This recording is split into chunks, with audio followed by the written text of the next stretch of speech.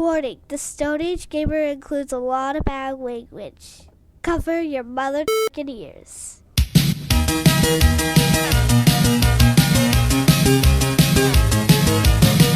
Good evening and welcome to the Stone Age Gamer Podcast. I am Kris Randazzo and joining me tonight is Hugh Card, Dan Ryan. Hugh Card? I have no idea how to pronounce that. No, that works for me. Hugh Card? Who Card? Who Card? You Card. What? With October dawning on us, we continue our Stone Age Starter Kit series with the TurboGrafx 16. I hope you don't like native AV cables because the Stone Age Gamer Podcast starts now. Jesus.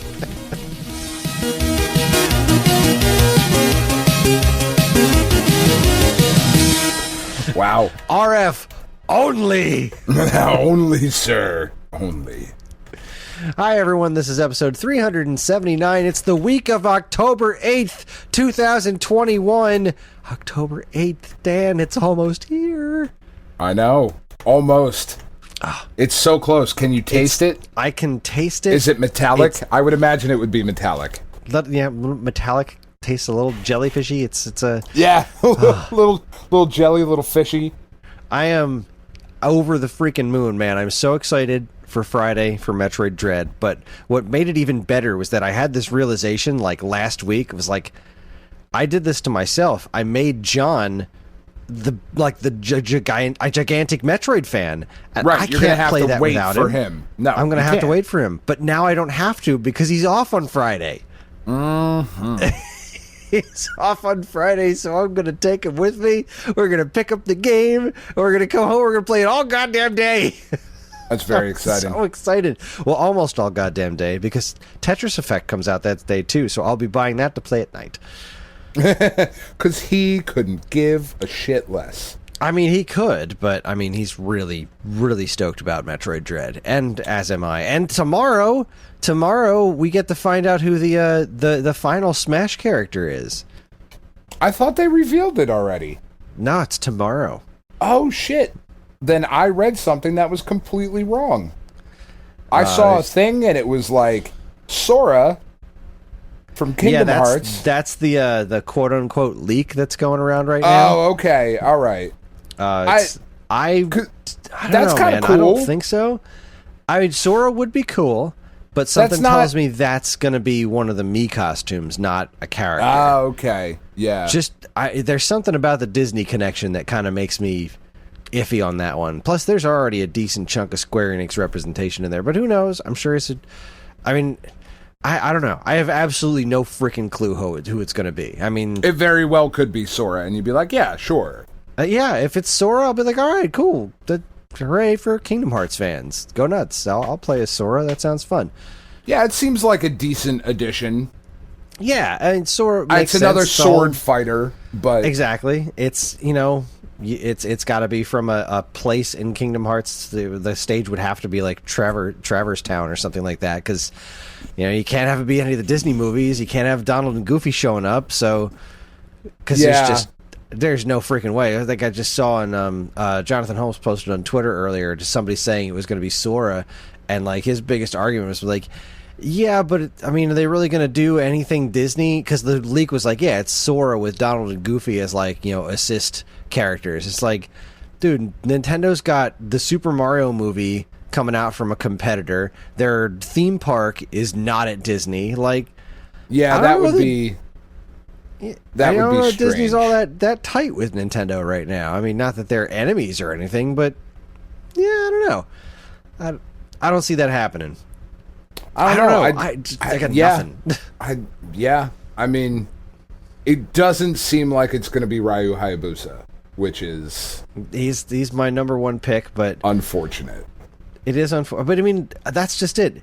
In what way does it not seem like it's going to be him? Right? Because the last character from Smash, what is it? Smash Wii U or Smash 4 was like Bayonetta, and like, oh, yeah, okay, which was kind of crazy. It was crazy, but it's not like they saved the best for last. No, sure. There was 55 people. Apparently, Bayonetta won the poll. I still don't buy that, but those Bayonetta fans, I'm sure, were very happy about that. But I don't know. I still think it's going to be Derek Jeter. Word. I think it's going to be. I think it's going to be Waluigi in a top hat.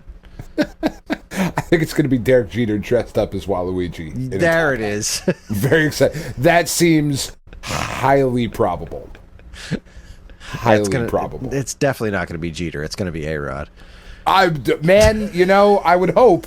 I like A-Rod, but Jeter's got like a too stocky of a build to be Waluigi. He's not wiry enough. But then again, A-Rod's too short. So yeah, I was going to say I don't think you know much about Derek Jeter. He's not very stocky. No, he's not stocky. I mean, Jorge Posada was stocky. He had a very womanly stocky's ass. the wrong word, but he's a thick dude. He's very torso heavy. He's not lanky. You know what I mean? So it should be like Joey Gallo, their current outfielder. He's 6'6" and all. Like he's got. I don't know if he has like Tourette's or something. He's very twitchy. No, like seriously, he has a tic, like a medically diagnosed tic. And like when he first got traded to the Yankees, people were like, the fuck is wrong with this guy? And it was like, oh, he has a legitimate shit? I take it all back. He's very wiggly. Hey, I am too.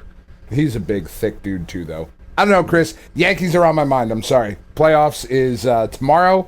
1-game playoff against the Red Sox. So by the time this podcast comes out, I'm either going to be really excited that they're playing the Rays in the divisional series or really pissed that the Red Sox are. So... we'll fucking see. I suppose we will. Oh my god, it's been a nightmare of a season. Anyway. Well, speaking of things that are I have no transition for this. How was your birthday, Dan? It was really good, man. It was really, really good. I got home from work on Friday because so here's the fucking weird thing, right? Like last year was my 40th birthday, and I was like, man, because I don't do like birthday parties and whatever, but I was like, I really want to do something for my 40th birthday party. Like that's kind of a big round number and whatever, and that's fine. But COVID kind of fucked that up, right? Mm-hmm. And then we were going to do something this year, but then COVID still here. Continues to fuck things up.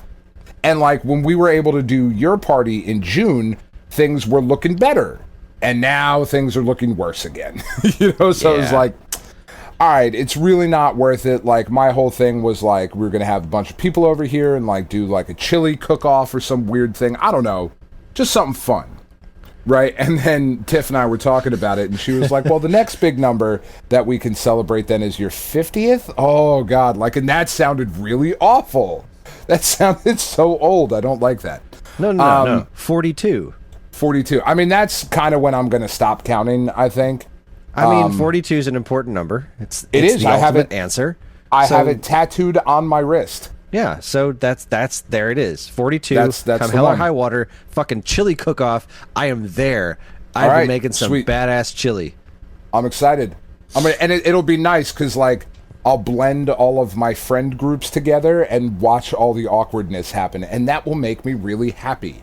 Like all of my friends from high school, and then all of the Geek Aid crew, and then the college crew, and I'll get everybody together, and everybody will just kind of stare awkwardly, and it'll be great. And fight Tommy Tallarico, it'll be great. Yeah, oh God, I hope he comes.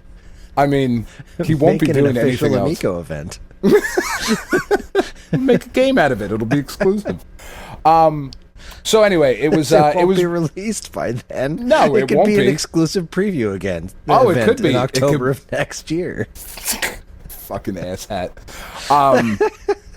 I came home from work and there were balloons outside, and Tiff decorated the house. And it was all baseball and superheroes because she was like, "It'll be your 4th birthday party." So it was all Marvel superheroes and a baseball tablecloth, and it was awesome. I had just a nice day with the family and a nice weekend with the family, and Tiff made lobster bisque and chicken curry, my 2 favorite things to eat, and Katie made black and white cookies, which were just to die for, as it were, and I got a lot of He-Man toys for my birthday, just like when I was 4. I got the new, the Skeletor, the He-Man and the Skeletor, and the Battle Cat from the new Revelation line. And they are really nice figures. like really, really nice. And Tiff had to end up ordering them because we hadn't seen them out anywhere. Like, I've been looking, and the only thing I've seen anywhere was Battle Cat and I think the Skelegod deluxe figure. And I was like, fuck, man, I'm so annoyed. I haven't found these anywhere. And when I got home on Friday, Tiff was like, we do have one annoying errand we have to run. We have to go pick up a prescription for the puppy that we have at the house, because I told you we got all those dogs, right? And it turns out the one dog that we kept has Giardia, which is like it's a dog disease. It's easily transmissible. So we had to go get medication for it. And she was like, the pharmacy that has it, she was like, my aunt doesn't have it at her hospital. We have to go. They called it into a pharmacy. And I was like, okay, that makes sense to me. That's like dog prescriptions at a pharmacy. That's weird, but I can see a world where that makes sense. I wasn't thinking too much about it, right? Because I was kind of like, oh, it's my birthday. I don't give a shit. Whatever. And she was like, oh, that's weird. The pharmacy's in the same shopping center as Target. That's weird. And I was like, oh, the Target over in Deptford?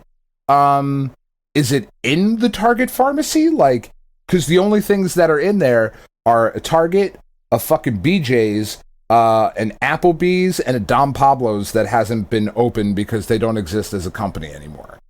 And she was like, yeah, I guess it's the Target pharmacy. And I was like, all right, cool. I haven't been to Target in a while.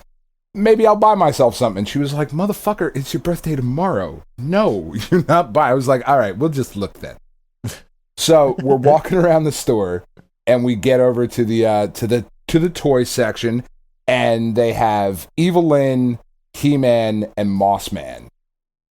And I looked at her, and she was like, no, your birthday is tomorrow. And I was like, well, my birthday better fucking include this He-Man then, or I am going to be fit to be tied.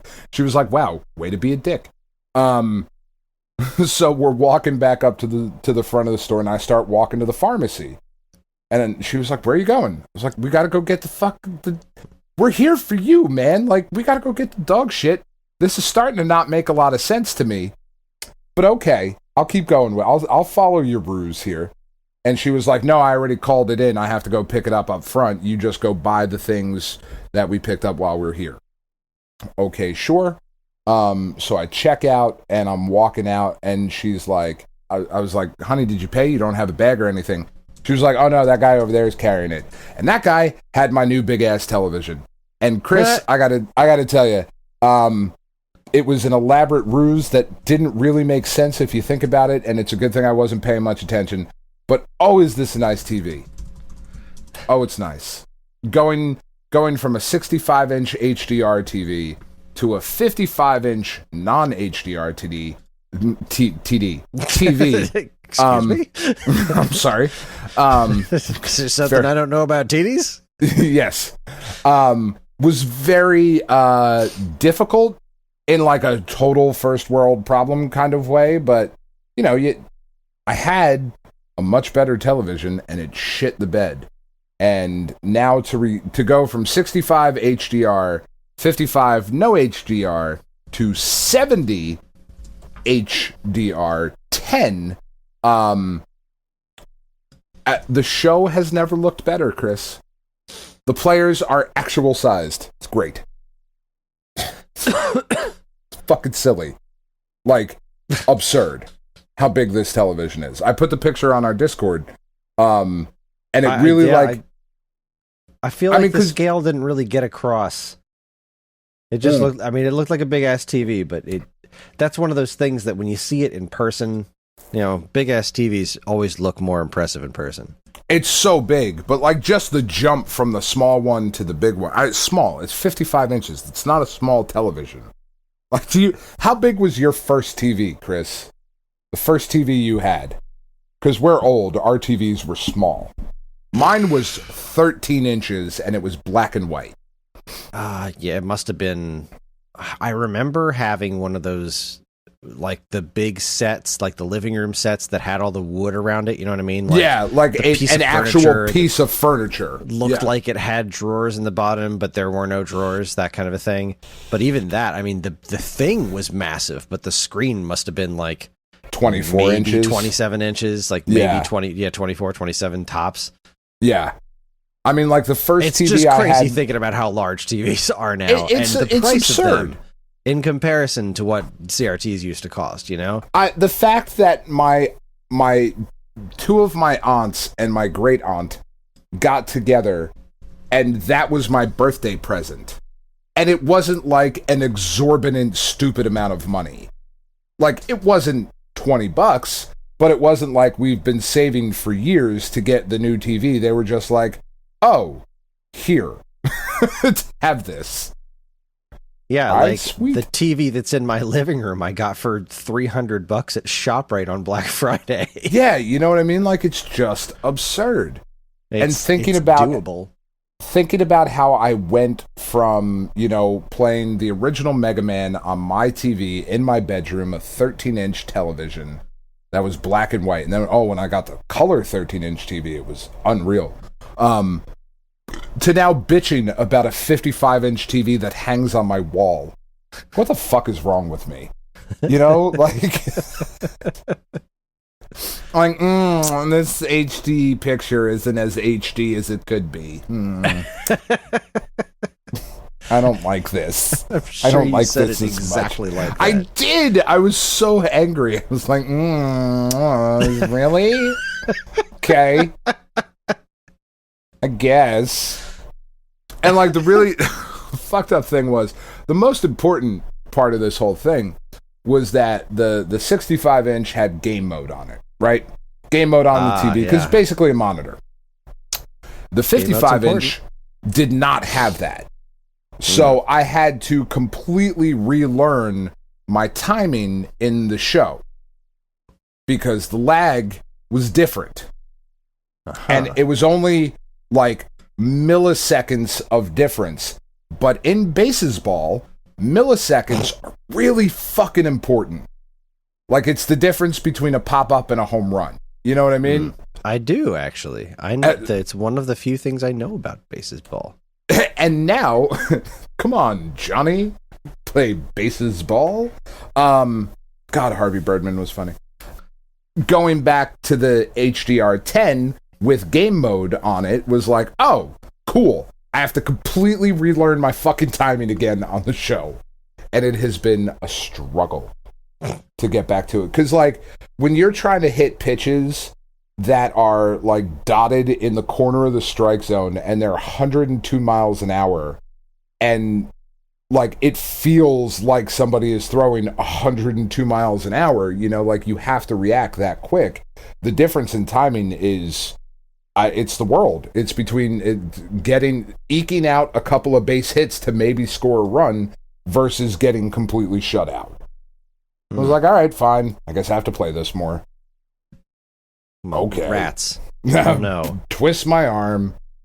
You know. So, but playing. no video game stuff for my birthday. Because Psychonauts had already come out. Like that was... Oh, yeah. And Metroid comes out Friday. Yeah. You know, so it's kind of like this weird in between a couple of weeks, like what, you know, we were talking about maybe getting Kena, that fucking game for PS5 or PS4, I suppose, that just came out. So we're looking into maybe getting that, or maybe getting Returnal, which is the other one that I really wanted to play, but it was like we just didn't have time over this week with doing, you know, birthday party stuff, and there were some really important baseball games, and, you know, it was just, all right, we'll wait a little bit. Yeah, I hear you on the birthday party things. You know, like, it's a whole, like, all right, well, but now I have stuff, and I want to play with it. You know? I want to go set up my toys. So, anyway, chili cook-off next year, Kris. Perfect your recipe. Fuck yeah. I will Gather continue your crew. Now I was about to say now that it's finally cold enough, but it's fucking not. I have not stopped sweating in like 2 days. I have been sweating so fucking much. It was gross today. It was 81 disgusting. degrees today. And it was disgusting during Ellie's birthday party, too. Yeah, it sucks. I mean, at least we were able to have it outside, but still. I took a shower beforehand like an idiot because I was under the impression it wasn't going to be that bad. But, it was that bad. It was indeed that bad, and I hated it. And, like, the fucked up part is that it was 80-something degrees today with, like, 80% humidity as well. It's like fucking summer. It really was. I took the dog out for a walk this morning. I was like, this is going to be a short-ass walk, dog, because I'm not doing this. This sucks. This is not fun for me. I know. It fucking climate change is a son of a bitch, man. Yeah, I'm not into it. No, not even a little bit. Very, very unhappy about everything today. Everything that involved me being outside today was a goddamn nightmare. So glad that's over. So what have you been more up being to? Outside today? Oh, well, I just photoshopped bagels onto the cover of Adventure for Atari 2600 while you were talking. I mean, that seems like a natural thing to do.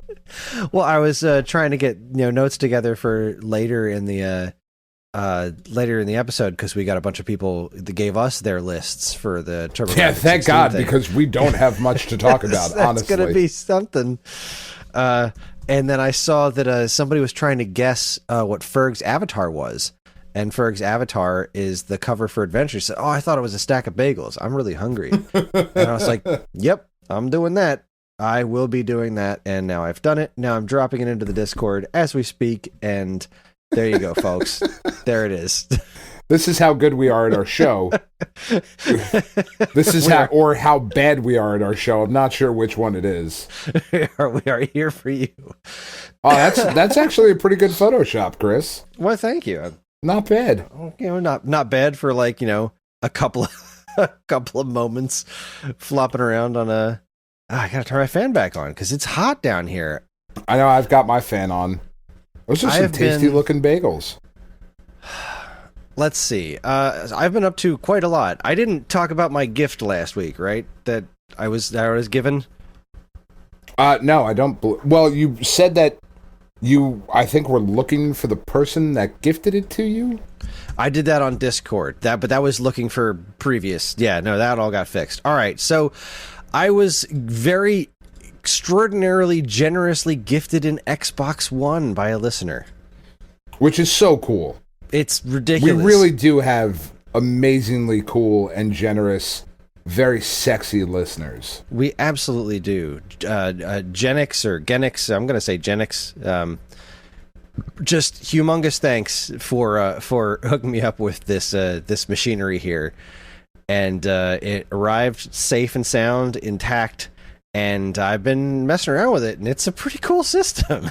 It's It doesn't suck. It does not suck. He gave me the system. He gave me a copy of Rare Replay, which is what I started messing around with. And it is a nice compilation. It is slightly off-putting in the ways that it's not Nintendo. Okay. Because, you start up Conker, and it just goes right to him walking in the bar. And it's like, I mean, I guess you're not going to chop the N64 logo in half, but you maybe change it to something else because it not starting with Conker winking at me saying marvelous. It's just not the same, It's just not the same. Yeah, it's a little weird. So I played RC Pro-Am, and the letters are champion instead of Nintendo, which, that makes the most sense because that's what they changed the letters to for the Genesis version of the game. So, Right. That's fine. That's cool. It's fine. It's still weird because, the Genesis version has its own distinct look, and this ain't it. This is the NES game, and it just feels weird to me. Slalom is a big weirdo because, that's a black box game. So seeing its artwork taken out of that context, it's like it's still the artwork they used for the black box, but no black box with the space or anything behind it. It's like, yeah, that's weird. It's so stinking strange. And then there's rats. I lost my train of thought. Where was it? This was my favorite one though.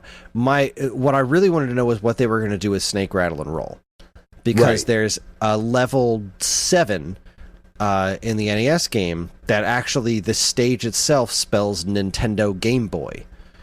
Oh, and yeah. when they ported it to Sega Genesis, they actually changed the level layout to read, what is it, like, Go Snake Rattle Go Sega or something like that?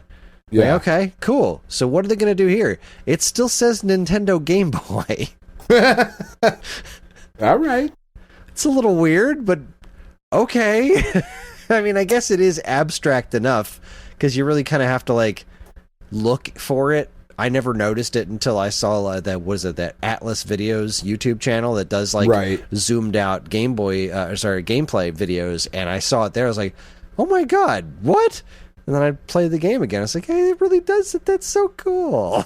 But yeah, they didn't change you're that. You're right. It is obscure enough to where, I mean, I guaranteed there are people listening to the show right now who are like, no shit.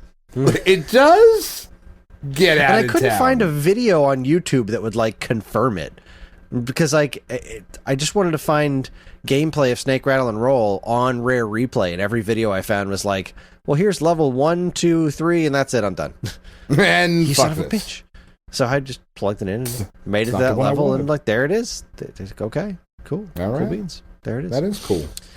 So Rare Replay's pretty nice. And then somebody else gifted me a free trial of Game Pass.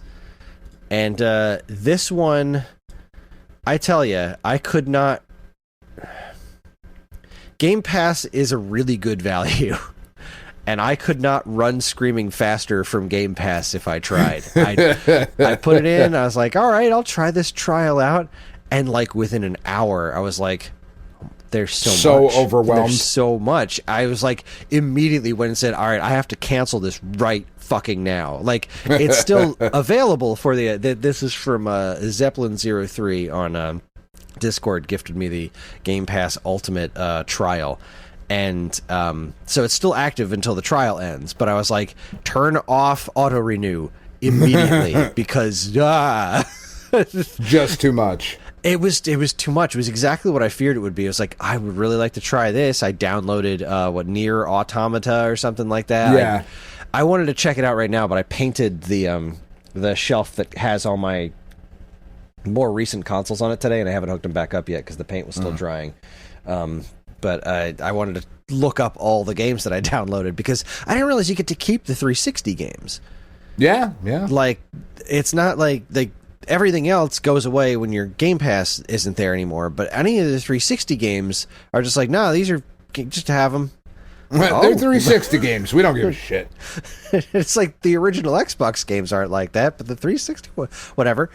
So that was pretty cool. I did actively use it earlier today before I started painting. I sat down and I made some time to play a game that I had been itching to play since I saw it announced, and it was on Game Pass. It's like, all right, fuck it, I'm doing it. Because I can play it right now for free.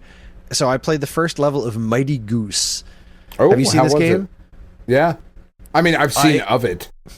It's very good. It's very good. At first, I thought the jumping was too floaty, and then I was like, oh, it's Contra. It's just that you're not flipping around when you jump, so it was such a disconnect. But then I was like, oh no, this jumping physics is totally Contra. It's super floaty, but it's like it's exactly the arc that you get from jumping in Contra. That's cool. It's got a really good look to it. It's super fun. It's got a great sense of humor. The your support guy over your headset or whatever is I can't remember his name. It's an adorable bunny that's got like a really silly name, like a super cute name, who like talks to you and gives you weapons and stuff. Bun McGee? It's shorter than that. It was like, okay, it's some sort of ridiculous word. Man, it's going to drive me nuts. But at a certain point during the first level, I unlocked my first helper character because he was like, all right, we're sending in some backup. Normal Duck is going to come help you. Yeah, I mean, that's my kind of humor. It was just a fucking duck with like a gun on its head. It was like a realistically drawn mallard with like a gun on its head that was jumping around laying eggs and shit. It's, first off, it's a mallard. What the fuck? And second off, this is hilarious. Regular duck, you assholes. You do not lay eggs. You're a boy duck, sir. You, sir, are a boy duck. How dare you pull this shit? It was pretty great. I really want to play more of it. I don't know that I'm going to have time because I have to spend all of my time playing a different game, which I'll get to in a bit, but I don't want to move on from the Xbox One yet because setting it up was pretty easy. And I was able to download a bunch of the Xbox Live arcade games that were tied to my account. I just had to go find them individually. At least I wasn't able to find a way to just be like, where are the games I own already? Can I just see a list of those? So I just looked them up one by one. Most of what I had on 360 was just available to download, which was great. Even stuff that's been you can't actively buy right now. I think you can't buy Earthworm Jim HD, but that was still available for me to download on Xbox One, which is nice. Oh, that's nice. But Ninja Turtles Arcade, X-Men Arcade, and Simpsons Arcade were no-goes. They were absolutely no-goes. Well, it's a good thing you have somewhere else to play those then. I do. I have them to play on my arcade cabinet, but the X-Men one in particular, I'm glad I still have the 360 one because that one has the 6-player setup. And I know how to do six. I think I know how to do 6 players, and then I cannot get 6 players to run on that arcade cabinet. In fact, I can't get more than 2 to run on that arcade cabinet. I have not figured it. I have not solved that puzzle yet. But I also haven't been trying all that much. But regardless, I also have not tried at all. So it just hasn't happened. I did some research into it to try to get the Raspberry Pi connected to it because, like I said, the Pi, when I hooked it up to it. I can still do that single player, but I was able to hook it up to it and get some buttons on the joystick to work, and the signal quality is outstanding compared to the old PC that's in there. Because this one, the PC that's running in there does a lot of screen tearing and stuff, which is fine. But then I plugged the Pi and I was like, well, shit. All right. Well, this is way better. This is way better. I just have to. I bought the part. There's an extra part that you had to buy for the X arcade stick that'll let it communicate properly with the Raspberry Pi.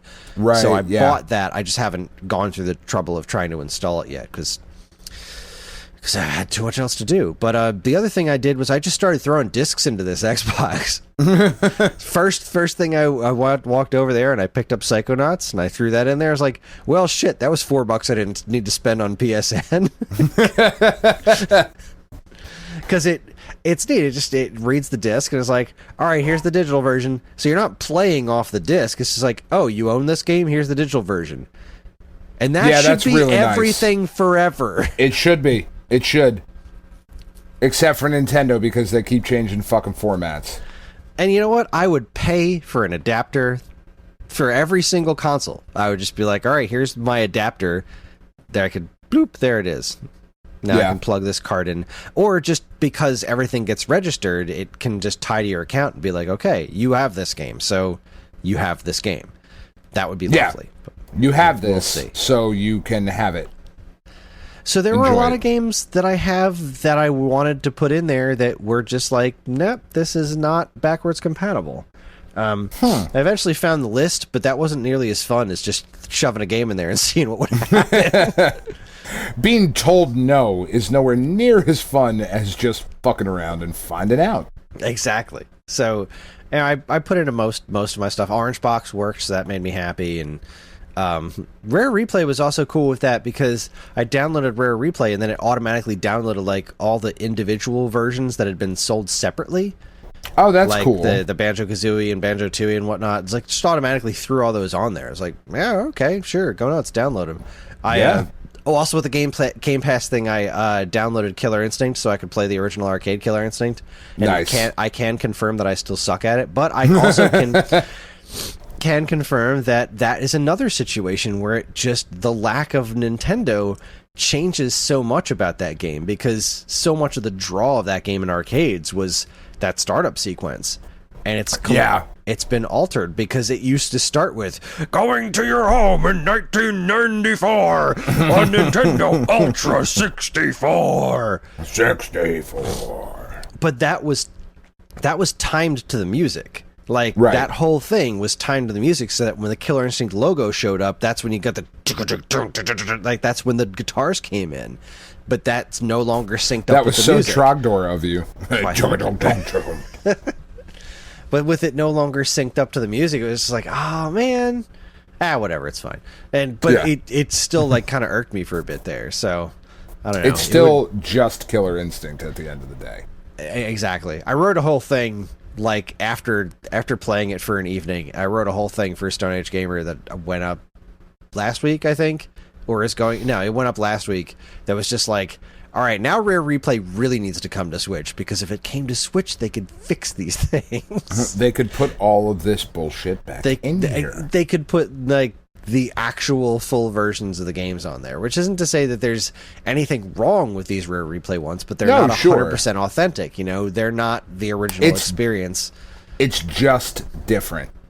It is. Not spelling Nintendo and RC Pro-Am just doesn't feel right. No, I would agree. That's not the way it was made, but whatever. So the Xbox One is a pretty snazzy system. I like it. I don't love the like the home screen. I like the 360 one a bit better. There's something about the home screen that just seems really busy. And if I'm comparing that to the PS4 home screen, I definitely like how clean the PS4 one is. Like, if I want to go to the store or go to a game or anything like that, it's really easy to just be like, here are my games, and here's my list of games. Go for it. Right. The Xbox One home screen seems very crowded and cluttered with things that I don't care about. And it's very based on... It seems to be very focused around Game Pass, which makes all the sense. Right. But at the same time, like, that's never going to be the way I do this, you know? Like, right. I want to just get my handful of games on Xbox ecosystem and then be done with it. And put in a disc and have a good day. I didn't buy Battletoads yet again because I don't have time to play it yet. So I threw it on my little wish list. I will buy it just as soon as I have some time. But yeah, the home screen is something. I haven't really figured out sleep mode. My options are always like restart the system, close this window, or turn off the system. So every time I turn it back on, I have to go through like the whole startup sequence, which is like not super fast. You have to read it a story, Chris. Obviously. I do. I want to put it to sleep nicely. That's right. Pour a glass of warm milk, and it's great on top. Yes, that's 100% what you should do. Game consoles and milk are always a good combination. A hugely beneficial addition to your system would be some milk. Yes, indeed. But other than a few minor little things that are weird about it, like I really like the Xbox One. It's a nice system. I really like the controller. I'm a big fan of the controller. That's what I was going to ask you about. What did you think of the controller? I definitely prefer that controller to the PlayStation controller, but I'm one of those weird people that's never been the biggest DualShock fan in the world. So, like, even the PS4 one is very nice, but I really like the shape of the Xbox One. I really like the D-pad. I don't love the buttons, the face buttons. I noticed this a lot when I was playing Mighty Goose and when I was playing some Cobra Triangle on Rare Replay. The buttons are very, I guess, springy because they're round. They're hard to like press super fast. Okay. So when I'm doing something where I want to rapid fire something with a button, I feel like I don't have the same bounce back as because the Switch and the PlayStation ones, they're flat. They're a circle, but they're also flat on top. These ones are very round, so they have kind of a very different bounce back on them. So, and I never really experienced that with Xbox games before because I never played retro style games on an Xbox before. Right. Like, anytime there was like a Mega Man or something, like Mega Man 9 or anything like that, I did on either a Switch or even before that with the Anniversary Collections.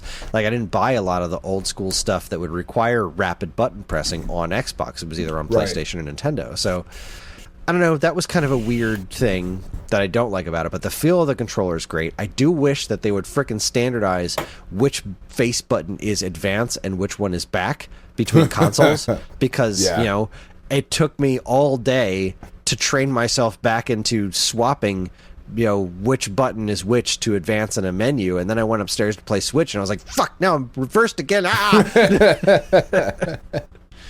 Yeah. That is annoying. So and again, first world problem shit, but... Exactly. Still annoying. It's a video game podcast. We're talking about video games. That's right. Yeah, I'm going to stop apologizing for our video game bullshit on our video game podcast. It's what we're here for. Mm. Let's see. So I got a couple of games for review, and did I talk about Centipede? Yes. Yeah. So I played more of it, and it's really good. I hate to say it. And I like it. I mean, I don't have a lot different to say It's about it other Centipede. than it's sorry, son of a bitch. It's don't edit that out. Leave it in. It's wonderful. It's very professional. As are we. I would expect nothing less from myself. I kept playing the challenges. I had only done like the first like 3 or 4 challenges, and I was like, all right, I get this. It's neat, but once these are done, what is there? And again, that's exactly the situation. Once those are done, what is there? But then I was the other game I got was Dragon Ball Z Kakarot, and I didn't really have a time to play that with the sound on. So I was like, well, I'll do more of these challenges and see if there's anything to unlock in Centipede. Like, that might be cool. And then I couldn't put it down. Like, those challenge modes were freaking great. It just, and then I finished all of them. It got its hooks into you.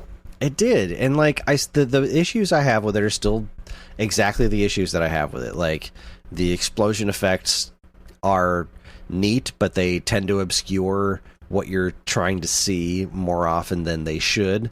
It's definitely going for the Geometry Wars aesthetic, but it doesn't quite hit it. Like, it's almost there, but there's something not as punchy about it. And I think that a lot of that has to do with the sound design rather than the visuals themselves. But all things considered, it really is a cool game. I don't know that $10 is the right price for it. But again, that's going to depend on how much you would get out of just playing regular Centipede over and over again and try to do a high score yourself. But what I got more out of it, like, I like playing Centipede, but at that point I'm just going to go to my arcade cabinet and use a trackball to play Centipede, because playing Centipede with an analog stick is not as cool as playing it with a trackball. You just don't get that same, and you don't get the same like precision control out of it. Yeah. Not that they did a bad job with that. I was kind of upset that there's no touchscreen, because the Missile Command Recharge does have touchscreen, which is a really cool way to play that game, because you just kind of tap wherever you want to shoot your missiles, and that it gives the game a different vibe, which was also in the retro Atari classics for Nintendo DS, where they redid all the games with like graffiti artists for some reason. It was a very strange compilation. It was very cool. I really love when weird. they do that shit, though.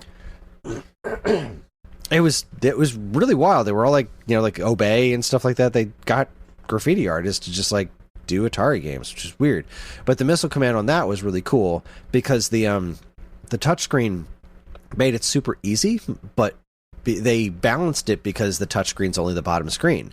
So, yeah, you can touch wherever you want without having to move the cursor, but you have less time to do it because the missiles are coming down from the top screen and you can't shoot up there. This one, you don't get to choose which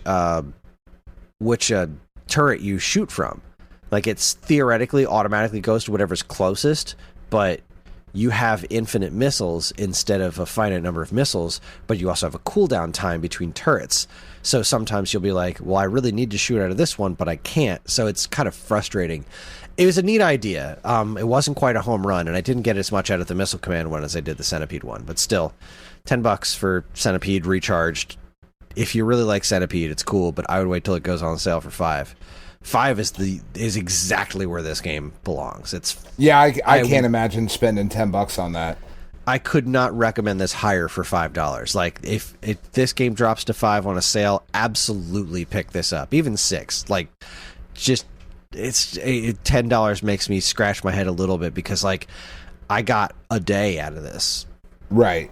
And I'm sure, probably about $10 worth of entertainment total out of this game, but like, it's pushing it. This game is a hell of a value at $5. Like, would be great. So, all right, then. Kakarot.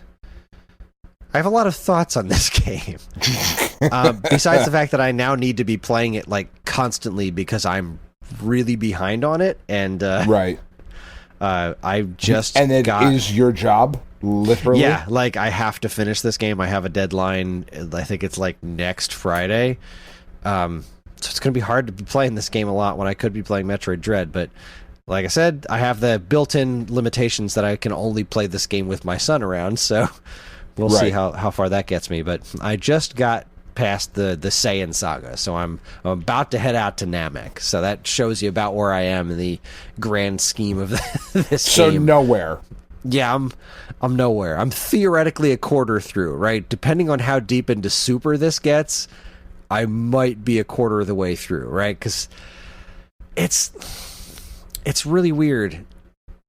It does some things pretty right, but it also feels like it's just like ticking things off of a box. Like, John hasn't seen much Dragon Ball. I showed him the first couple of episodes. I had this whole thing a while back where I wasn't sure how I should show him Dragon Ball, because I feel like where he's at right now as an 8-year-old, like, he would be really into this world. But also, like, I don't want to have the conversation about Master Roshi with him. Like, every scene with Master Roshi is like, how do I explain what Pafu Pafu is? Like, I don't want to have that conversation with him. I don't want him to know what a pervert is. Like, I don't want to have that conversation with him. So, like, Dragon Ball's out, but there's a lot of edits of Dragon Ball Z. So I showed him what I saw Dragon Ball Z first, which was the Ocean dub that used to air on Philly 57 back in the day. Wow. So, like, I got Evan to get that stuff for me, and I showed him the Ocean dub, and we got past Raditz, and he thought it was really cool. We didn't wind up watching. Really cool. Because it is really cool. We didn't wind up watching anymore because we don't have a lot of time that's just the two of us, right? And he was sick that day, so like he was upstairs in my bedroom, like laying in my bed, and I was like, all right, we're gonna watch some cartoons together. It's gonna be cool. But like, if I'm watching something on TV with him, like, he either wants to be playing a video game, or watching me play a video game, or we're watching something as a family. And Ellie's got no interest in Dragon Ball, neither does Karen. So I started playing this game with him, and like, he was really into watching it because like he just got to see more of the world and the characters, and he like thought they were really cool. And like, you have this kind of like open world. It's not really open world, but you have these big open areas, these different hub areas. And like, the first one that I was flying around in was like where Gohan's trying to survive, you know, like, I got through the whole Raditz thing, and then we're seeing the story past that. And this is John's first time seeing what happens after, you know, Raditz or Piccolo drills through Raditz and Goku and they die. And like, so I'm walking around as Gohan, or walking around, because he can't fly at first, and like, there's dinosaurs everywhere. It's like, there's a giant dinosaur over there. It's like, oh right, like, this is so perfect for him. Like, he would totally relate to Gohan in so many ways. He would love this show. But at the same time, like, then it gets to the cool stuff, and it does it like not quite right. Like, we're fighting Nappa, and you know, in the original show, Nappa is super imposing. Like, he is just he's a fucking wall, and nobody hurts him. Like, nobody comes close to hurting him. So, like, you know, we fight the Cybermen, and Yamcha dies, and he's like, huh. And then, like, they did the bit where Yamcha. Nappa punches Tien's arm off, and he didn't even understand what happened because, like, they didn't show it very well. It was a weird shot that kind of showed him punching his arm off, and I was like, yeah, he just punched his arm clean off, like, punched it off. And John was like, whoa. And then Chaozu immediately jumps on his back and explodes, and I was like, because that scene's brutal in the show, and you really felt something for it. But like, you know, they didn't do any of the other warriors training in this game. Like, they didn't even touch on them, like, going to the pendulum room or anything like that. They didn't touch on any of it. And then Chaozu clasped onto his back and then exploded. And in the show, Nappa's trying to get him off, and he's pounding his back into the mountain, and Chaozu's getting all bloodied up. And I'm like, you took every ounce of, like, you took everything out of this scene. Like, this is kind of hollow now. And then Goku shows up, and you have to fight Nappa. So you go through a whole battle with Nappa where he's doing these big laser moves and stuff, and you're Goku, and you're punching him hundreds and hundreds of times. Like, you got to whittle down his life bar. I'm like, this is wrong.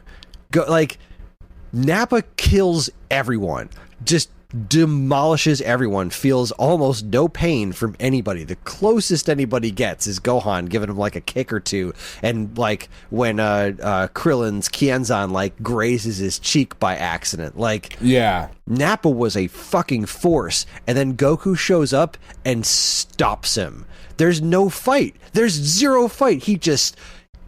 Nappa's... First off, they do the bit where they show how he's scared of Vegeta, and then like he's like, fine, then I'm going to kill these guys.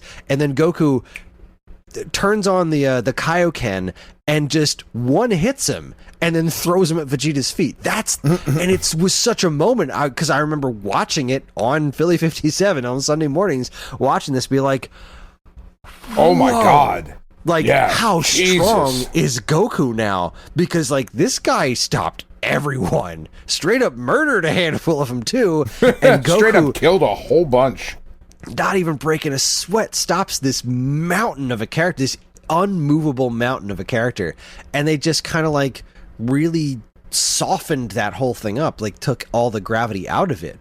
And I was bothered by it because they spend a lot of time on fan service in this game, and they do a lot of it really right. There are all these like things you can find laying around that'll show you all these scenes from the original Dragon Ball and give you some story context. Oh, that's cool. There's characters from Dragon Ball all over the place. I ran into Android 8 in the mountains. I was flying through West City, and like the crane teacher was there with with Commander Tao. I was like, I don't have time for this shit right now. As much as I'd love to go beat up Tao Pai Pai, I don't have time for this right now. I got to make it through this game's campaign. So there is so much love put into this thing, but also calling it Kakarot really is a misnomer. Because it's not... I figured this was going to be very strictly telling Goku's story, because it's called Dragon Ball Z Kakarot, but it's definitely not. You would think so. It's just doing kind Dragon of throwing Ball. That right out there. That's so weird. That's why I figured this was going to be an interesting perspective, where it was just Goku's stuff. But, like, after Goku gets killed, you go around as Gohan training. Through Piccolo. Then you get to play as Piccolo for a little while, and then you get to play as Gohan and do this, like, do as many side quests as you want and have fun, and then as you advance the story, you'll move on. And not that stuff isn't important, but that's every other Dragon Ball game. Exactly. Now, I haven't played any of the other story-based Dragon Ball games since Sagas, which was like, this isn't fun at all. And this one... Right. This one definitely took me some time, because it does not... It goes the opposite direction of doing a tutorial, where it's just like, here's your fake fight of Goku imagining a battle with Piccolo, and here are your controls. Go. And it was like, they didn't teach you what get at it. Just get at it. And like, here are your controls is 2 solid pages of what every button and shoulder and click and combination does. It's just, here is 2 diagrams of all the shit your controller can do. And I was, so it took me a while. That's a lot of diagrams. It took me a while to get the hang of fighting, because you know me, and the reason I stopped playing Horizon is like, when it feels too complicated, I just get flustered. And when it doesn't feel intuitive like that, I feel like I really have to like study it to get it. And it took me a while to get there with this game, where I understood what I was doing in the fighting. And even now, having put as many hours as I have into it, I don't feel like I really have a good grasp on how I'm supposed to do this. Like, I got stuck on the fight with Vegeta. I thought I knew what I was doing, and I got to Vegeta and I couldn't beat him. Like, he would just, and I wasn't even close. I got through every other fight. Once I got the hang of it, I knew what I was doing. But when I got to that Vegeta fight, I couldn't get anywhere with him. And so I wound up looking online for strategies, and like, as soon as I wrote Kakarot, fight Vegeta, I figured that was going to be a really hard thing to nail down. But the first thing that showed up was like, how to beat Vegeta. I was like, oh, okay. And like, the video is just... I'm not the only one. The answer was, stay the fuck away from him and just spam the Kamehameha over and over again. Like, just and that's constantly not fun. dodge. And it was, it didn't feel right, because that's not how that fight goes. So, and I was really glad I did that when John had gone to bed, because like, I cannot wait for him to see the Kaioken × 4 when he does the Gallic gun and he shoots it at him, and you have to do and he's holding him off with the Kamehameha, and then he ups the gravity behind him doing the × 4 on the Kaioken, because like the × 3 was wrecking his body. He knew that the × 4 was going to fuck him up for good, and it had to work, but he needed to do it because that was the only way to stop the Gallic gun. I love Dragon Ball so goddamn much. I know. It just... And like, oh man, they did such a good job. They did such a good job early in that series of really having gravity behind those things, like you said. Like, so many Goku making the sacrifice, and then the series gets to a point where it is just so absurd. It's still fun, but it's great. Like, oh, this is just... I love Kaioken times 700. Like what? Stop. Yeah, and they kind of jumped that hill. But man, you remember? Did you watch Super? No. Oh, they brought Kaioken back out of fucking nowhere, and it was amazing. Goku's fighting this guy who he can't beat, he can't catch up with him, and so he goes Super Saiyan Blue, which is the crazy god form Super Saiyan that he made it to, and he's like, check this shit out. So he went Super Saiyan Blue, and then he like combined it with the Kaioken, and he was like, if I fucked this up even a little, I'd be dead. But I nailed it, and now I'm gonna kick your ass. And it was the coolest. It was everything that you want a Dragon Ball moment to me. It was so goddamn good.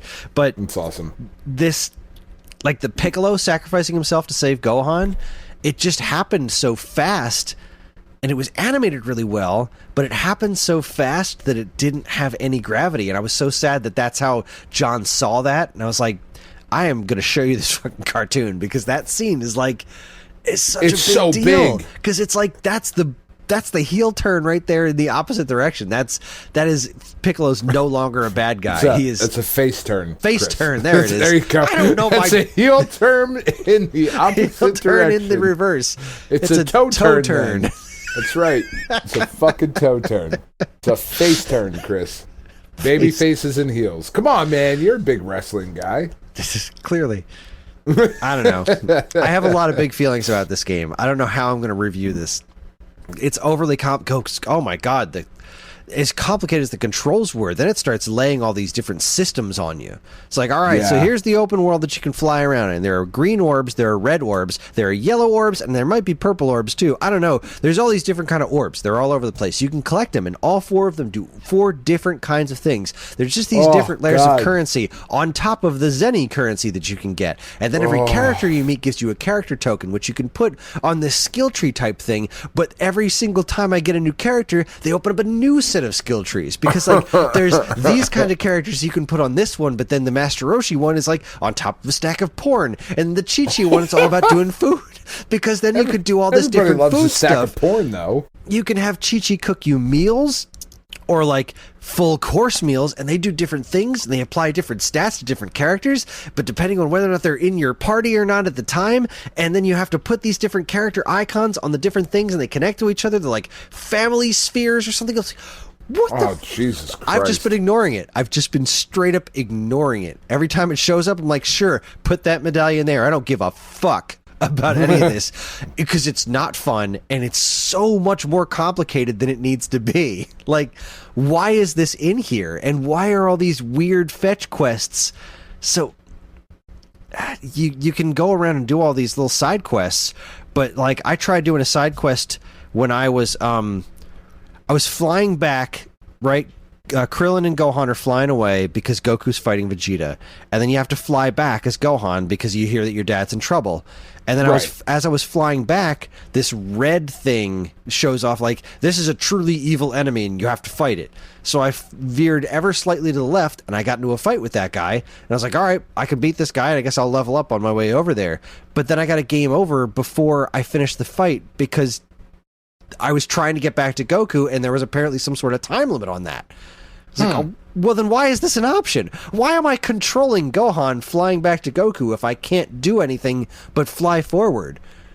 There's so many weird decisions in this game. Like, yeah, man, the way it gets from piece to piece, it's... Yeah, I don't know, man. That's frustrating.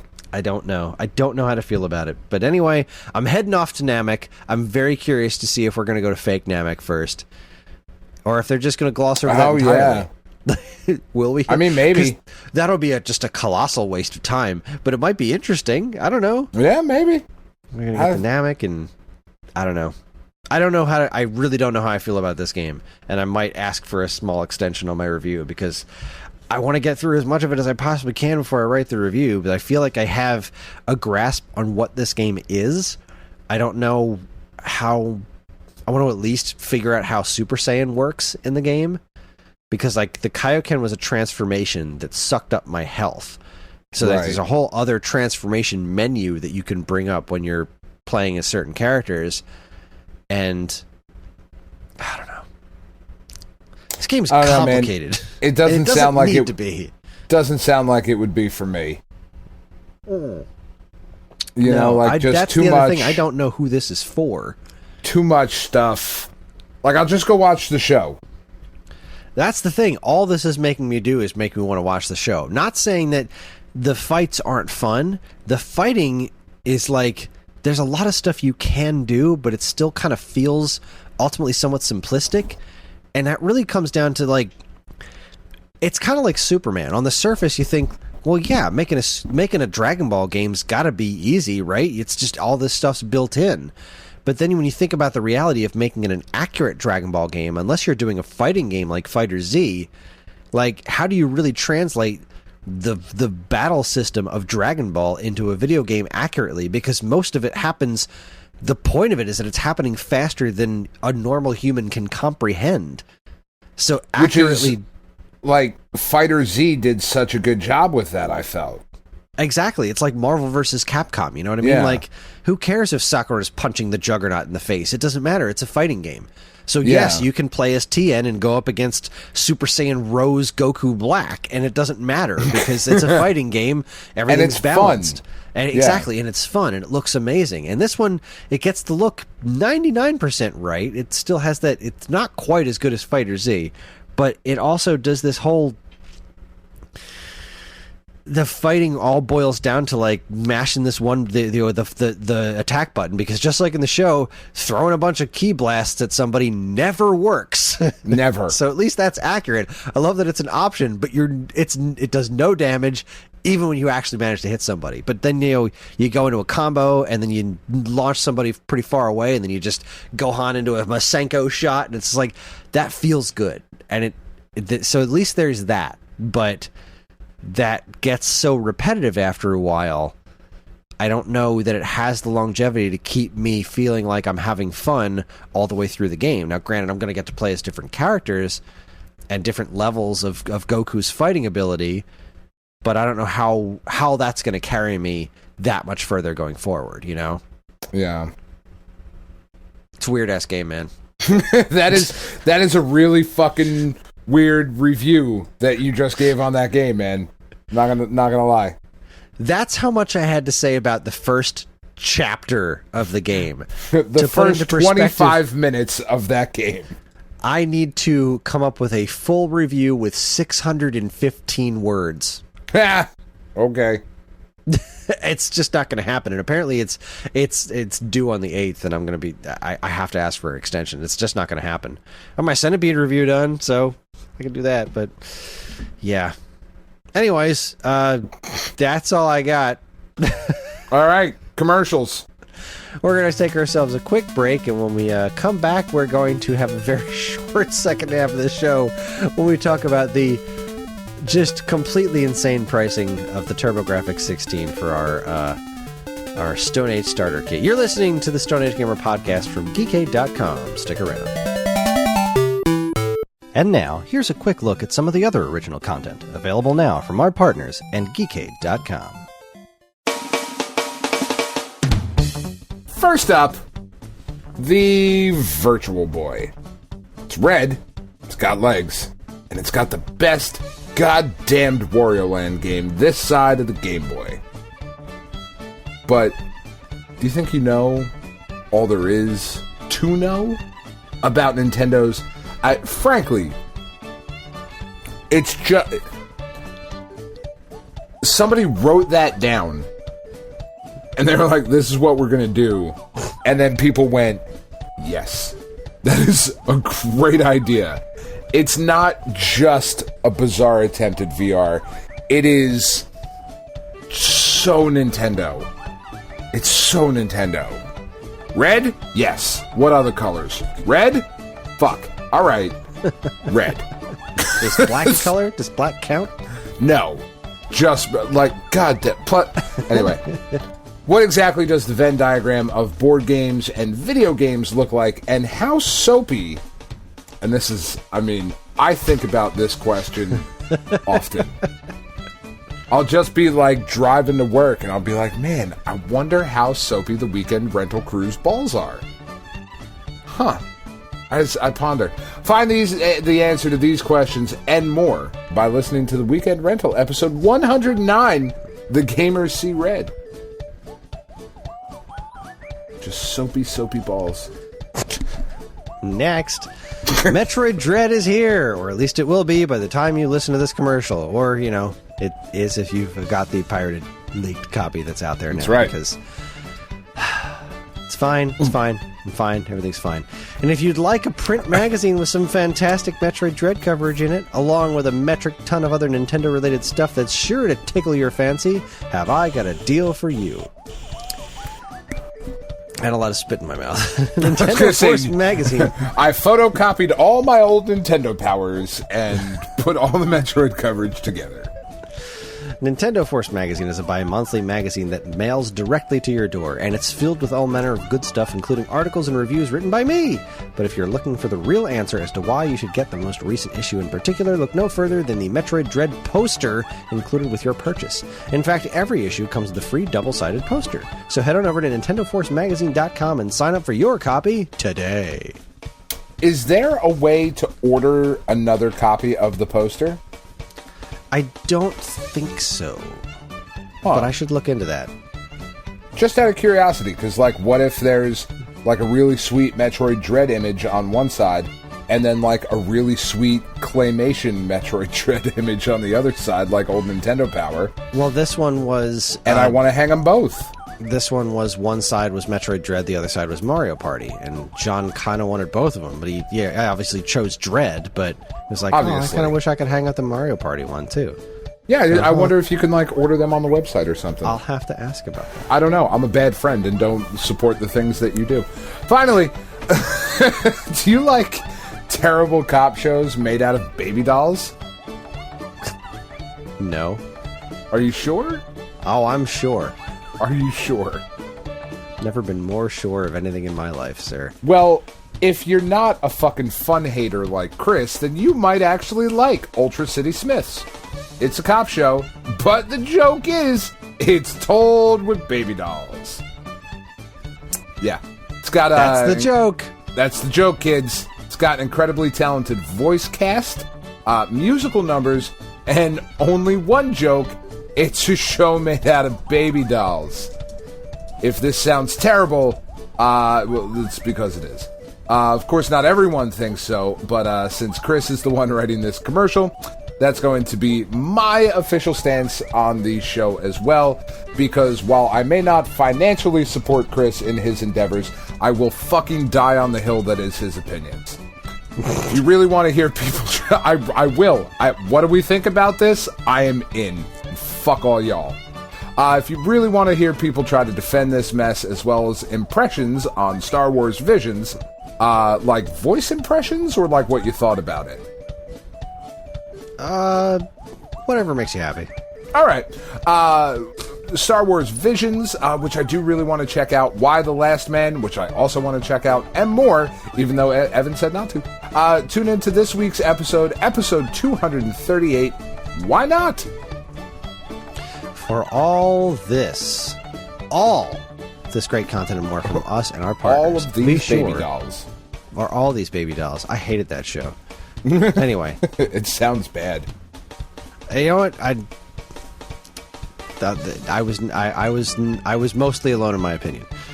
I feel like I would feel about that show the same way, and I know this upsets you, but the same way I would feel about MST3K. That is just not my jam. This was definitely not my jam. And I do like jam. Anyway, for all this great content and more from us and our partners, be sure to keep your eyes on Geekade.com.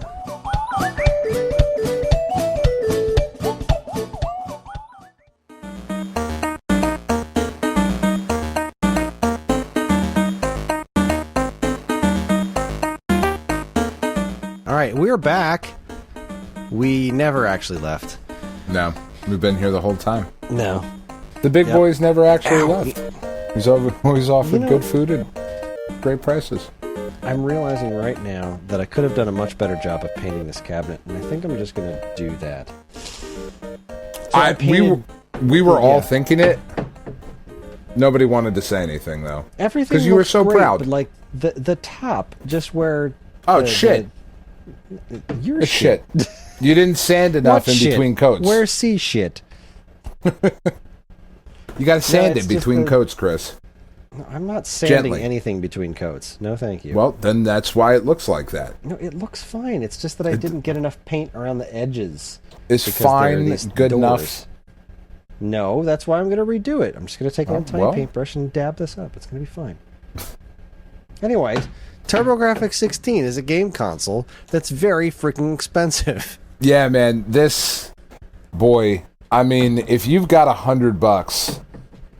So, do you want to do the listener lists first? Well, I mean, just in case this is a new episode for anybody, every month we've been doing our Stone Age starter kits, where we posit the question: if you had $100 to start a physical collection for a specific game console, which games should you get? And it's been pretty fun so far. But then we ran into the TurboGrafx 16, which was like, I'm sure we could find something for it.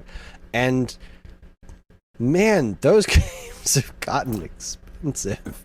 Very, Not that very they expensive. haven't always been expensive, but things have gotten out of control. But this is absurd. Yeah. This is absurd. I don't love my list, but I'm okay with it.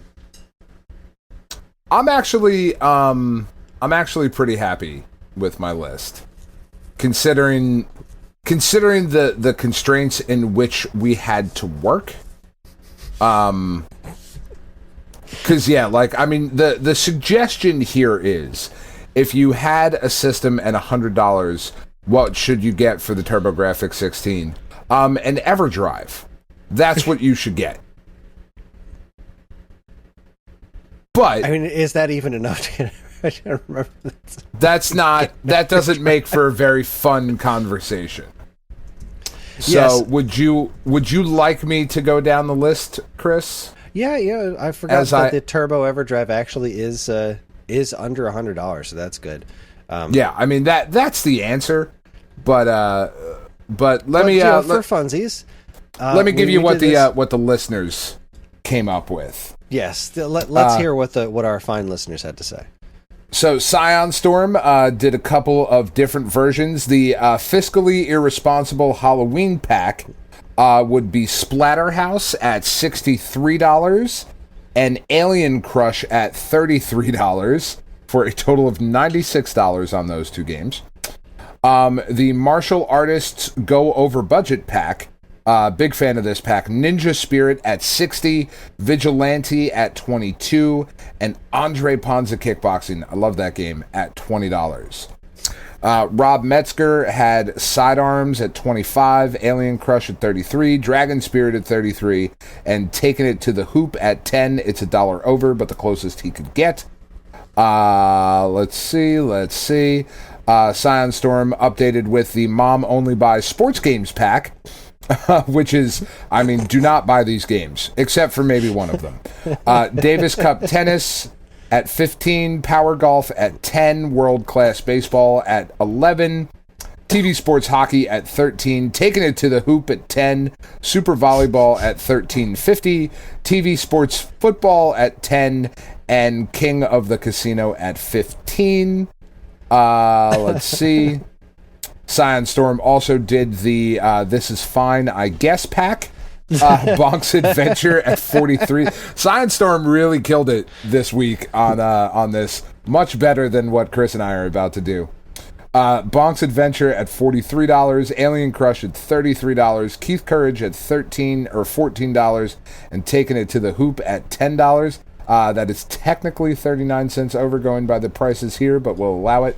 What was that? What was that one called again? The This Is Fine, I Guess pack.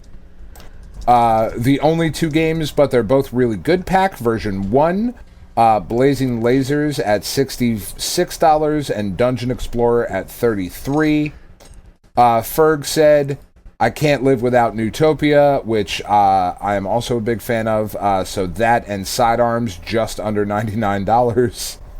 It's fucking absurd.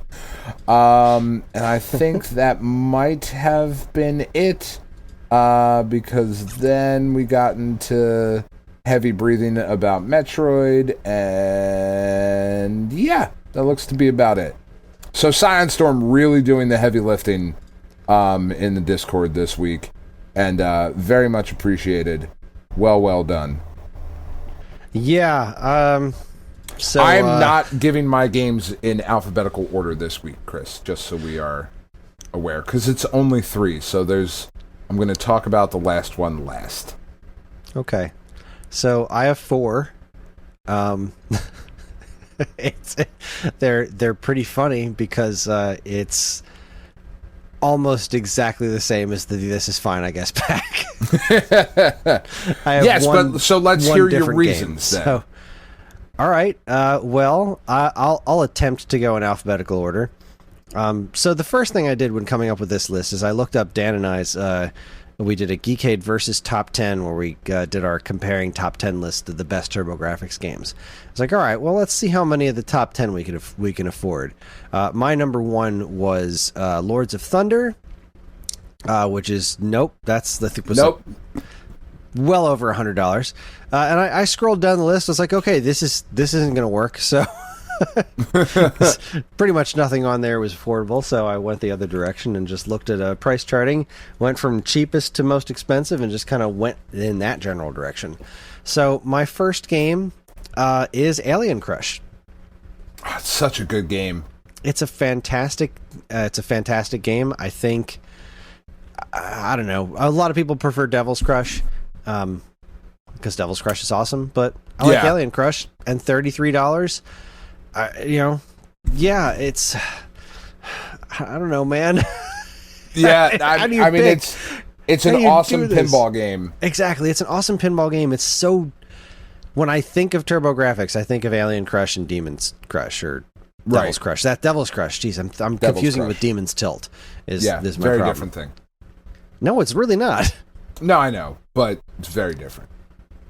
But they're very specifically TurboGrafx things. Like those Crush pinball games are so quintessentially TurboGrafx that I felt not having one on there was a bad idea. And I think Devil's Crush was way more expensive. I believe that it is. I'm going to double check that right now, but I think it's pretty pricey. Devil's Crush. Yeah, loose Devil's Crush was $99.54, so that would have been the entire list. Just can't do it. That's what knocked that off it for me. I was like, no, you can't. I can't do one game. So, yeah, Alien Crush it is.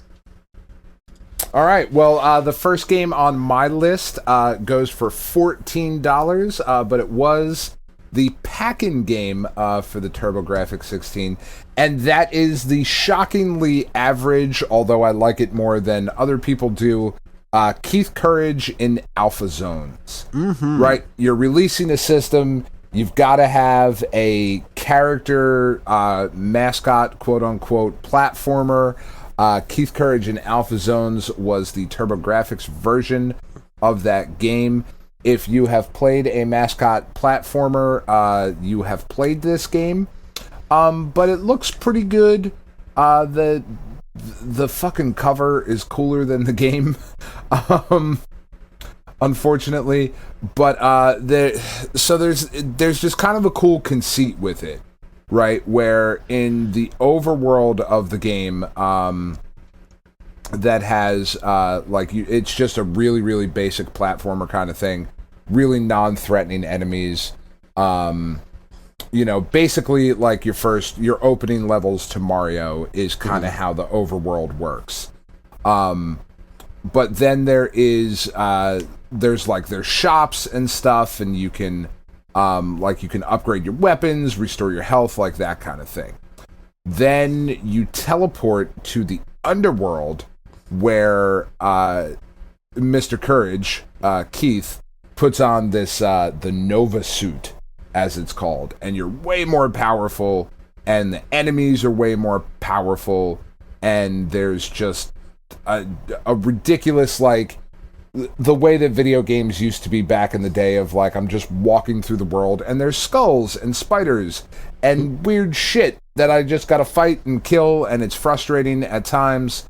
But it's a game that like I said, I enjoyed it more than some people do. Like, if you go looking at reviews of this game on the internet, you're gonna find people who love it and people who think it's absolutely a hunk of shit.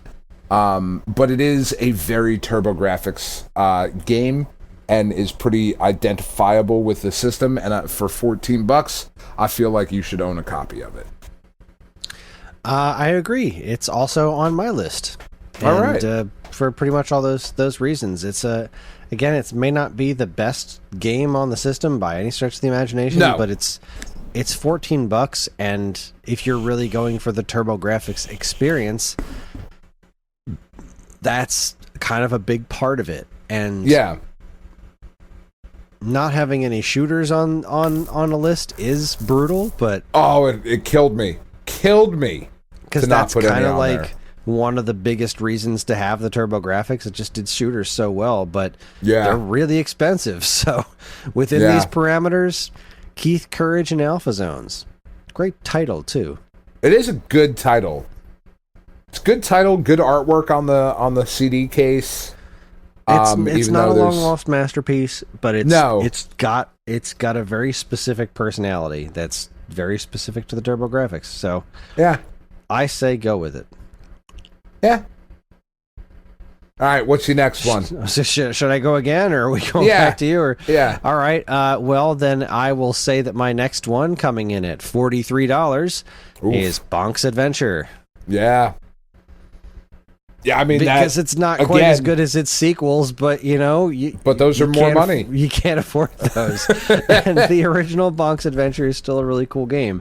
And at least for me, whenever I think of the TurboGrafx, that's the game that I think of, because that was like their mascot. Now, granted, it wasn't.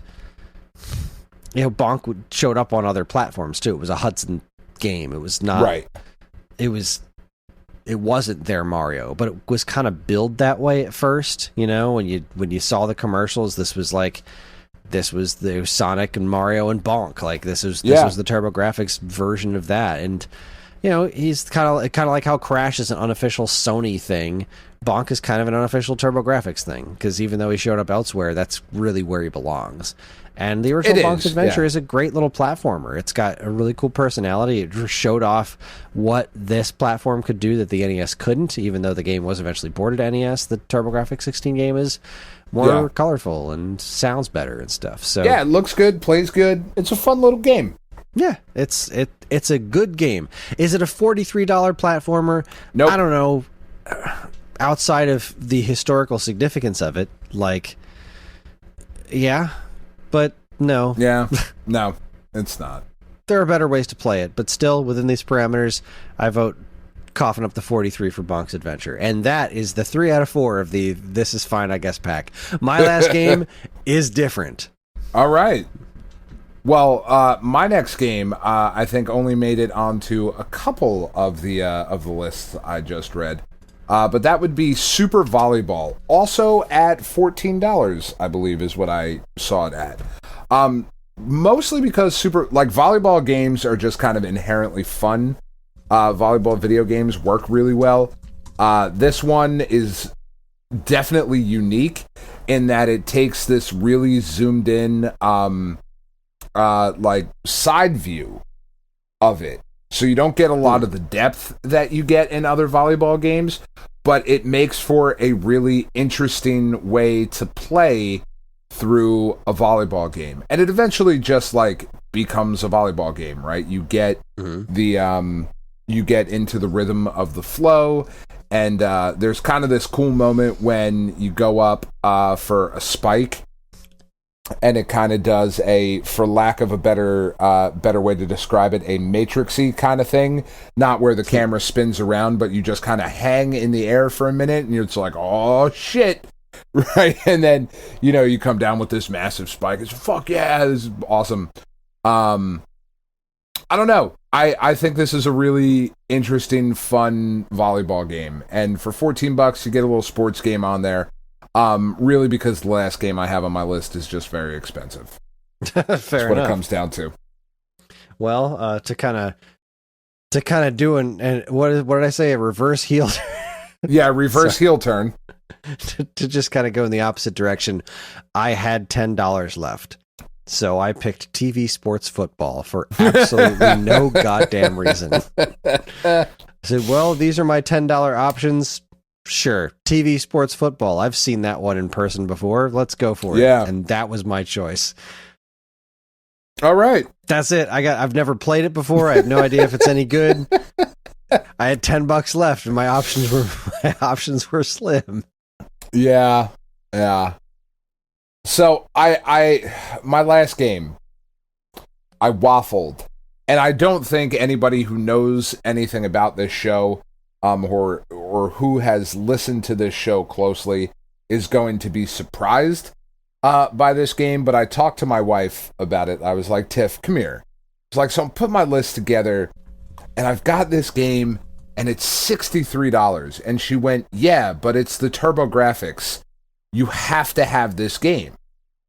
Like that, you have to have Splatterhouse. I was going to say, I have it at 66, but that's okay. Yeah, I checked it again yesterday when I was making my list. It was 63. And she's right. Yeah, Splatterhouse. 100%.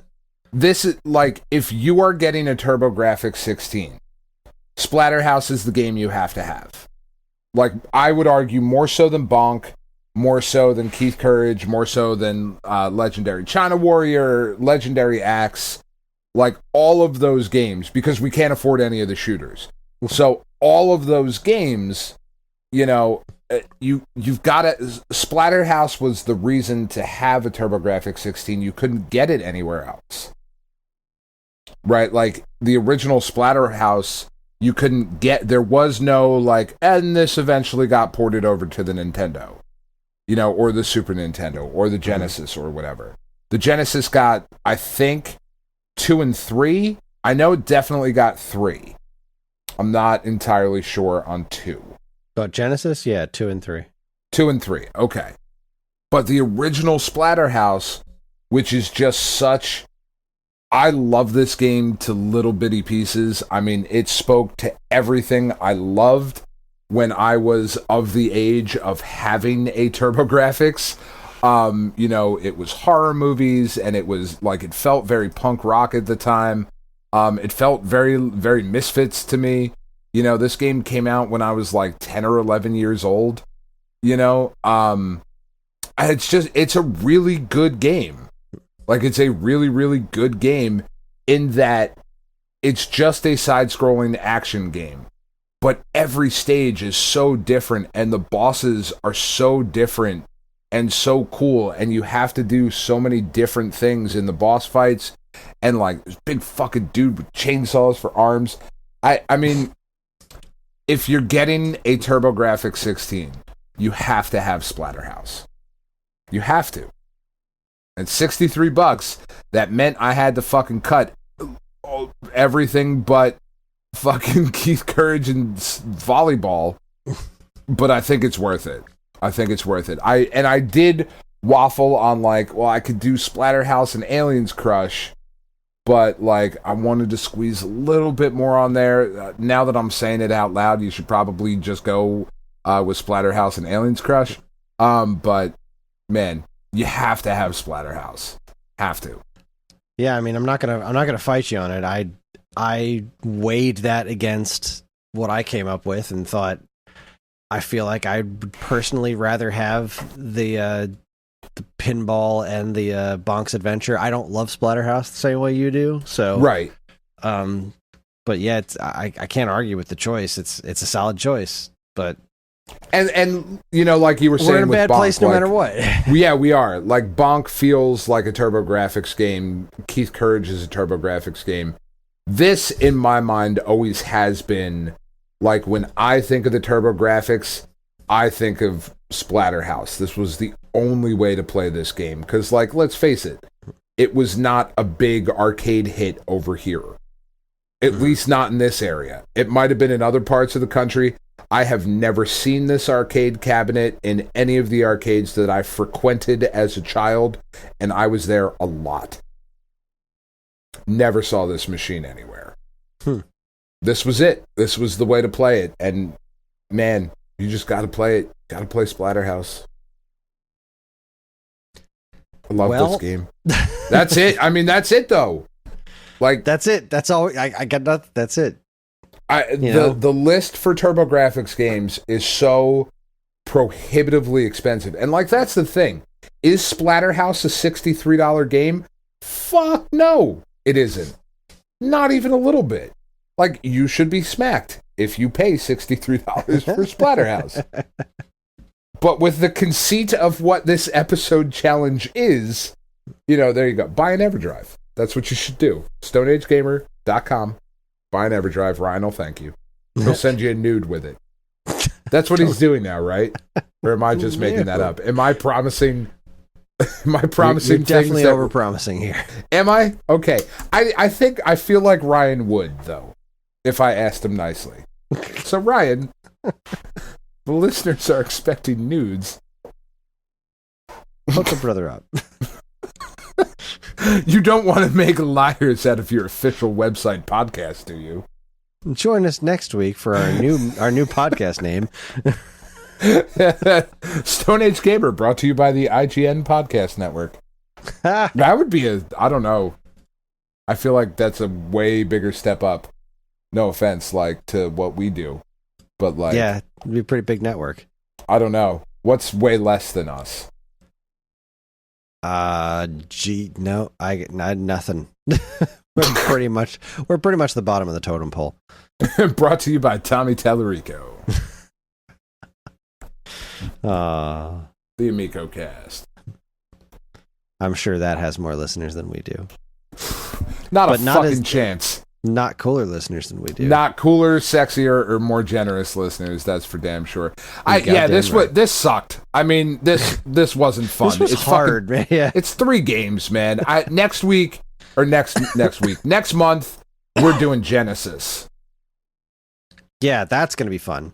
There's a lot of expensive stuff there, but it's like it's a different animal. But there's so much that we can fit in within $100 that is like, this is really good. Agreed. Yeah.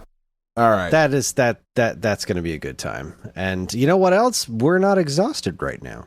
No. At least I kind of am. I actually I've been sleeping a little bit better, so I'm like, yeah, I'm ready to do a podcast. I'm actually not falling asleep on my microphone tonight. I'm doing fine. I might even play a little bit more Kakarot this evening. I'm still going to blow it dead, Chris. What? It's a sports reference, man. God damn it. I have no idea. I've never heard that in my life. Blow it dead. Blow it dead? What sport? Yeah. Ask your wife. Okay. She'll know. Don't want to talk to my wife about sports right now. Evan, just edit that. I don't want to talk to my wife. Just leave it right there.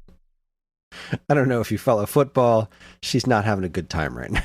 No, the Giants actually won a game, though, that they had no business in winning. So, like, I was pleasantly surprised this weekend. The Yankees got into the playoffs. The Giants fucking beat the Saints. Basketball's about to start up, and the Nets are, like, healthy. And then hockey happens as well.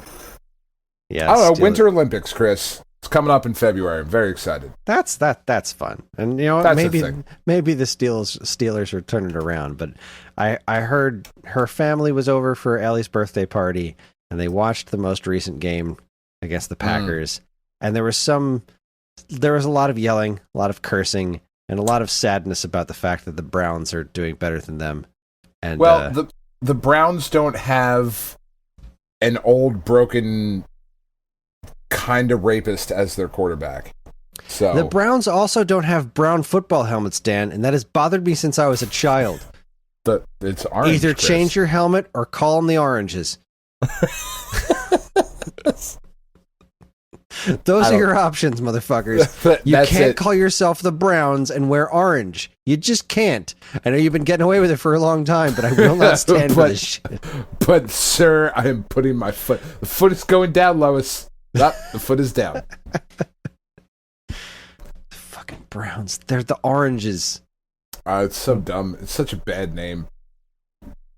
It's just not a cool name. No, it's not. They're the Browns. Like, okay. You just the Brown what's? I'm so interested to see what the Washington football team is going to come with as a name. Because did they already come with one?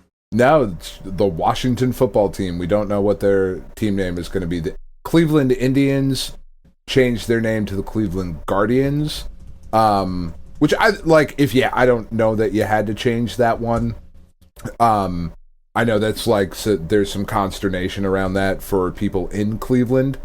I know some of our listeners feel like that one didn't need to be changed. And I can see, like, Redskins is a derogatory term. Indian is like it nowhere near the level of Redskin. But Guardians is still kind of a cool name, I think. Like, that's kind of cool. Like, the hockey team in Seattle just named themselves the Seattle Kraken. That's fucking cool. That's awesome. Like, I think Redskins would have been fine. They should have changed to potatoes. It would have been the best thing ever. That's so absurd.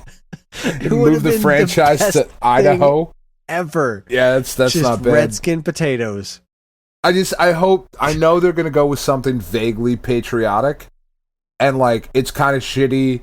Like, they should have asked the New England Patriots to, like, can we just have your name? Like, the Washington Patriots just feels better.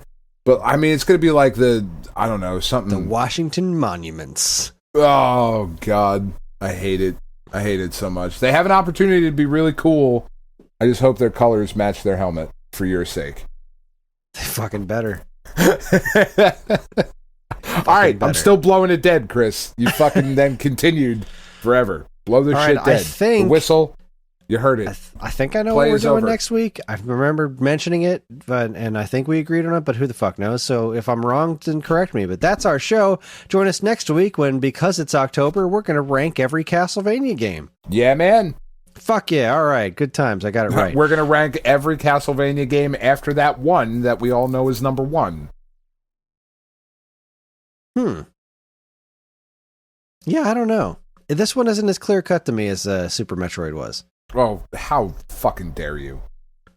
How dare you? Belmont's Revenge is obviously the top game. Castlevania Legends all the way. God, it's just not even a conversation. Really you're not arguing in good faith. I don't do faith. You're doing your facts, own sir. You're doing your own vaccine research. I get it. It's fine. We're on most social media platforms. You and your crack medical team. Did you have a hard time researching today when Facebook went down for a few hours? That put a big dent in your research time? Assholes. I saw a great meme that was Last Jedi, like when Facebook went down and anti-vaxxers doing their research, and it was Luke going, the sacred texts. Oh, God. Anyway, we're on most social media platforms, including Facebook. And if you want to get in touch... Fuck Zuckerberg. That guy's a twat. If you want to get in touch with us, we are very difficult to find. He doesn't care about my opinion of himself. Fuck Zuckerberg. Right. He's a twat. I mean, it was out for hours. Did he try turning it off and on again? A fucking asshole. That guy's a fucking knucklehead. Seriously. There we go. Good enough for me. All right, where was I? Something about show note. Yeah, if you look social media accounts. Does anybody read those?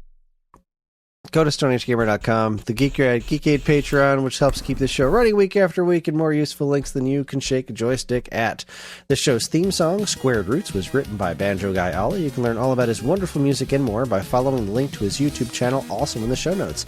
And finally, as always, we'd like to thank our intrepid editor, Evan, for making the show listenable for all you folks, and we'd like to thank all you folks for listening in the first place.